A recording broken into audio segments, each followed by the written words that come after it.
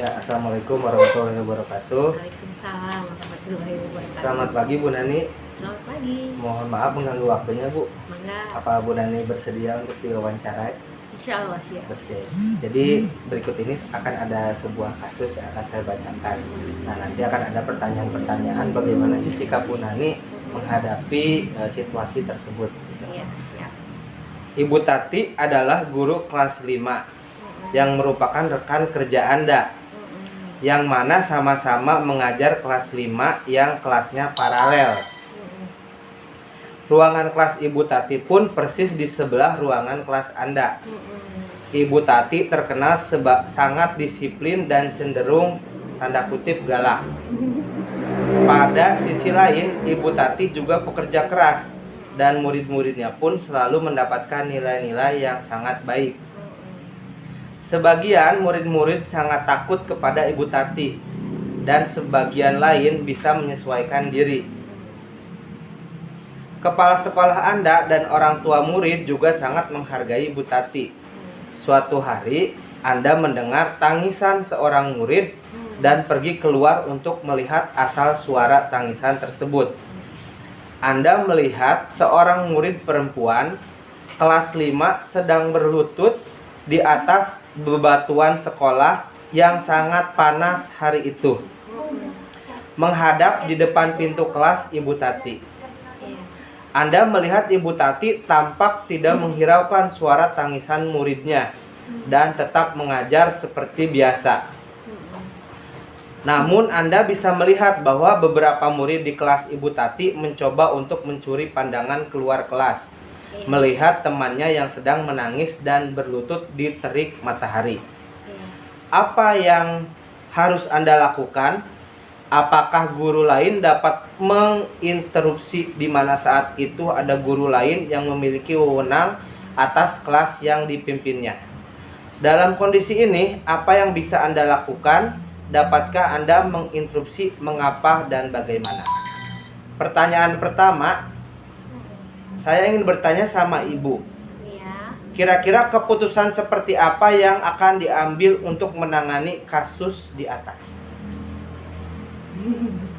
Keputusan. Iya, jadi Ibu punya rekan kerja yang namanya Bu Tati. Nah, Bu Tati cenderung galak, tapi memang anak-anak banyak yang mengerti juga, tapi ada beberapa yang tidak menyesuaikan. Mungkin termasuk anak perempuan yang menangis tersebut. Berarti ketika dia berlutut di batu itu ada kemungkinan dia dihukum. Iya, betul. Dihukum sama Bu Tati tersebut. Ya memang kalau misalnya dilihat dari pengelolaan kelas ya, wewenang pengelolaan kelas itu berada di guru tersebut, ya, guru Bu Tati tersebut. Cuma memang jika hal tersebut, misalnya sanksi yang diberikan tersebut itu dianggap kurang dalam tanda kutip, yang namanya pendidikan itu kan harus memanusiakan anak. Jadi bukan berarti anak itu dijadikan sebagai objek yang memang harus belajar, tapi kita memanusiakan seorang anak. Oleh sebab itu makanya Ki Hajar Dewantara itu menyebut pendidikan itu bukan sebagai sekolah, tapi adalah taman siswa. Intinya seperti taman itu identik dengan hal-hal yang menyenangkan. Kalau seperti itu mungkin cenderung anak tidak senang, malah takut. Istilahnya mungkin agak cenderung merasa terpaksa. Ya, salah satu supaya kita juga tidak mengganggu wewenang dia di dalam kelasnya, ya ada baiknya kita mungkin bisa berbicara secara individu dengan individu, secara tersebut apa dengan Bu Tati? Dengan Bu Tatinya ataupun dengan anak tersebut, dengan diberikan pengertian dan diberikan istilahnya apa ya, motivasi ya. Dengan Bu Tatinya mungkin bisa sharing. Yang namanya guru itu kita bukan menghadapi benda mati, tapi benda hidup. Dan benda hidup itu manusia ya. Seiring berjalannya waktu, manusia itu berubah dan kita juga harus mengikuti perubahan tersebut selama perubahan tersebut itu baik tentunya. Berarti hal yang ingin Ibu lakukan adalah Iya. ibu mungkin berusaha ikut dalam situasi tersebut, Iya. meskipun anak tersebut mungkin bukan Bukan berada di poin. kelas ibu, Iya. tapi karena ini Ini dikhawatirkan ya Bu ya. dikhawatirkan malah jadi berdampak buruk atau menimbulkan traumatis terhadap anak tersebut, ya kita mau tidak mau harus ikut andil. Nah, selanjutnya kira-kira prinsip mana yang menjadi landasan berpikir ibu dalam mengambil keputusan? Lebih ke insidensial. Idensil ya. Insidensial. Rasa apa? Rasa Rasa empati ya Bu. terhadap anak tersebut. Hmm. Gitu. Istilahnya seperti itu sih. lebih. Meskipun ada dilema antara dilema. empati, kasihan sama Sama takut melangkahi ya. Gitu, istilahnya. Tapi menurut saya anak itu lebih jauh dari lebih prioritas. Lebih prioritas. Dan bisa diukur. Nah, menurut saya apa yang Ibu sampaikan di sini kan berhubungan dengan materi yang sedang saya pelajari, adalah tentang dilema etika dan bujukan moral, Bu.